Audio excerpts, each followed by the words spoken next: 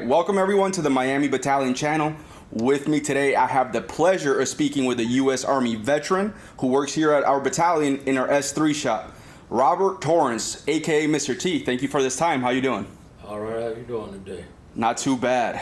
All right, so to kick this off for our Veterans Day video, let the people know where you're from and how you found out about the Army. I'm originally from Belmont, North Carolina. No one knows where that's at outside of Charlotte, North Carolina. And I got interested in the Army when I went off to college. I did ROTC and became a second lieutenant. Okay, so do you remember your recruiting station and your recruiter? Back then, there was no recruiting station for me. I got introduced to the Army through college. And what year did you enlist? I think it was 1979 after I graduated from college. And was there a specific reason that made you pick the Army? Well, what happened was I'd always been into sports in high school, and when I got to college, they didn't have a football team. So I kind of gravitated to the military after being interviewed by one of the sergeants there. And he explained what ROTC was. I joined the drill team, and it was like playing football as part of a team. At any point, did you almost think of joining a different branch? No. When you enlisted, how was that process like for your family? Were they nervous? Were they supportive? Well, from the beginning, my mother didn't want me to join the military because Vietnam was going on. And it ended my senior year in high school. And I can remember that because everybody was blowing their horns and flashing their lights. So I did go off to college, and we had to bring our uniforms home because we was on a holiday. And once my mother seen them, you gotta wear that to church, son. You gotta wear that to church. And from there, it just kind of panned out as something I liked. Now, boot camp is one of the most asked questions by future soldiers or potential candidates. You enlisted in '78. Now, I'm sure boot camp has changed quite a bit since then, but can you tell us how your experience in boot camp was like?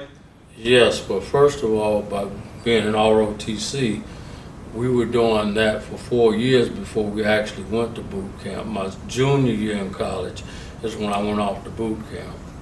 So I'd already started doing PT and all that 3 years prior to joining and doing things like that.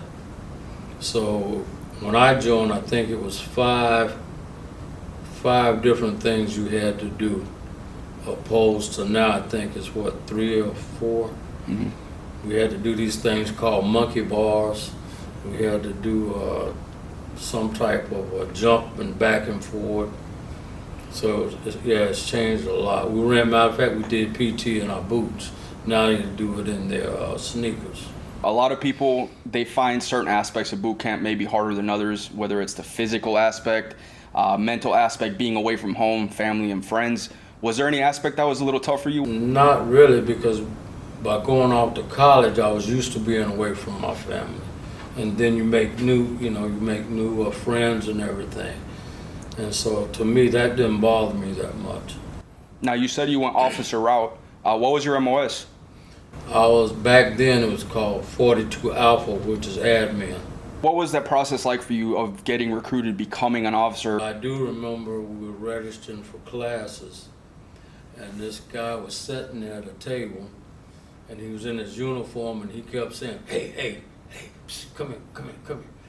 And my mother always told me that, listen to what people have to say, and then if you can use the information, fine. If you can't, then you didn't lose anything. But back then, my selling point was that they told me my junior year I could get $100 and I'd sign my contract, and that kind of got me interested. And then I felt like I was part of something because I joined the drill team. Now, the Army has many different stations and places that you get to go to. Are there any memorable places you got to visit as a soldier? Yes. Originally, I did basic training at Fort Bragg, which they don't have no more. They don't do the ROTC no more. Then for my officer training, I went to Fort Benjamin Harris, which they closed.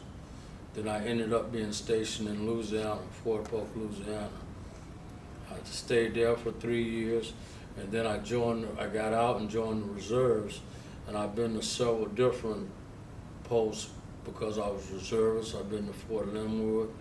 I went to Fort Jackson, Fort Meade, Maryland. So even though I was in the reserves, I still got to travel to different bases. Now, do you feel like the Army has helped you achieve your goals in life? Yes, because when I first entered college, I planned on being a coach, but that didn't turn out like I thought it was going to be. So I just kind of gravitated toward the military because that was like an instant job. And even when I came off active duty, I just felt like being around it. So now I've been involved with it for 33 years as a civilian and 10 off and on as active duty and reserves. Okay. Now, my last question. Now, with all your years of experience and knowledge, if you could go back in time and talk to your younger self, first day in the Army, what advice would you give yourself? To stick with it, and it was one of the best decisions I made because I felt I belonged to something. And even when I was in college, my mother passed away, and the guys got together along with the active duty soldiers that it was teaching us, and they came and performed at my mother's funeral, and that meant a lot to me. I felt like I belonged to something. They took care of me, and they didn't have to do that.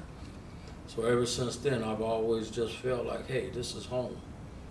Absolutely. So there's a lot of kids nowadays that might be lost. You know, the world in general is very tough, and they might be on the fence of, do I go into the military? Do I go right to the workforce? Do I go to school? What would you say to that kid that's sitting there like on the fence, whether they should enlist in the Army or not? Well, I say enlist, give it a shot, because, I mean, first of all, you get training.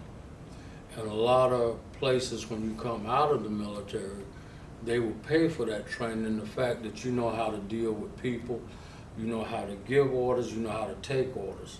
And a lot of people, a lot of companies, they would teach you the job, but they don't teach leadership, and that's something that the military does that other places don't. We teach leadership from day one. Whether you're an officer or enlisted, when you come in, you start filling leadership positions. All right, Mr. T. Well, thank you for your service, and thank you for everything you do here at the battalion. You're welcome. You have a nice day. You as well.